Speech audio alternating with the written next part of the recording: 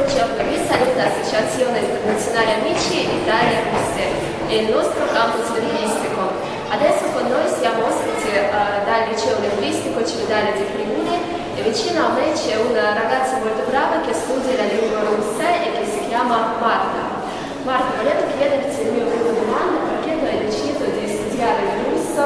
La lingua rara in Italia è molto difficile, secondo me. È difficile, è vero, ma l'ho scelta perché oggi come oggi ci sono poche opportunità di lavoro con le lingue classiche, diciamo. Invece con il russo ci sono tante opportunità anche per noi italiani che soffriamo un momento di crisi, quindi è una lingua che sta emergendo, diciamo. Lo so che adesso tu fai l'ultimo anno del liceo linguistico e tu dici che ci sono adesso in Italia tanti problemi e crisi, perché quando tu finisci dopo l'università, dopo tu vuoi lavorare a Russia o restare in Italia e fare meglio, combattere con queste crisi? Come per te meglio? Ancora non ho deciso, però vorrei tanto andare all'estero perché vorrei mettere in pratica quello che davvero imparerò in questi anni, però spero di rimanere anche in Italia perché è giusto rimanere nel proprio paese. È molto bene che tu sarai in Italia. Oggi è un giorno molto intensivo e voi siete stati nella scuola 1409 dove studiano la lingua italiana e dove oggi c'è una conferenza internazionale. Tu partecipavi a questa conferenza, avevo ascoltato tutto e quali tue istruzioni? Pensi che questi incontri sono utili a tuo punto di vista? Sì, secondo me sono molto utili, anche perché ho già partecipato a questa conferenza a Parigi 2 anni fa e quindi mi piacerebbe molto prendere parte ad una conferenza prima di finire la scuola. Racconti per favore come è stato nel Parigi, come è stato organizzato, più o meno conosci qualcosa hanno fatto? È stata una vera e propria conferenza sulla storia del mondo e è durata qualche giorno, faceva molto freddo perché era dicembre, però è stato davvero bello.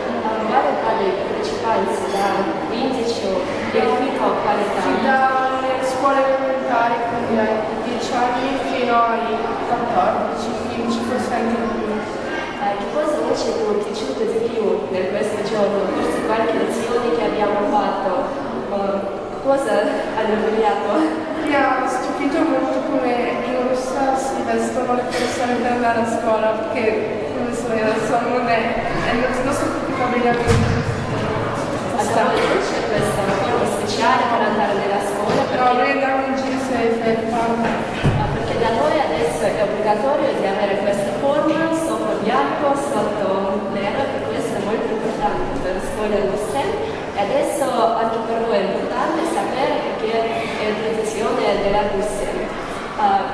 Volevo chiederti ancora una domanda: che siete stati nel nostro teatro e avete visto Master e Margarita nella lingua russa. È stato difficile? Hai piaciuto questo spettacolo? Mi è piaciuto e non è neanche stato tanto difficile. All'inizio un pochino perché devo entrare nella parte della concezione della lingua, diciamo. Però verso la fine ho preso tutto. Ultima domanda: racconti per favore le vostre lezioni della lingua russa, che cosa voi fate durante le lezioni, come consiste, leggete qualche testo, scrivete esercizi, come non avvia all'istituto di crescita.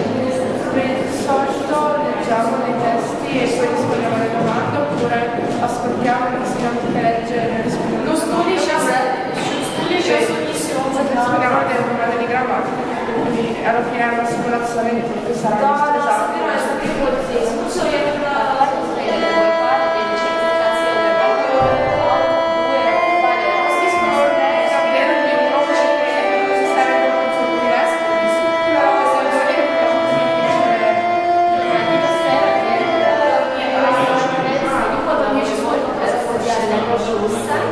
Quando ancora ci sono tante altre attività che abbiamo preparato per voi, lo so che dopo tutto questo sicuro che tu farai una e ti auguro grande successo. Grazie mille.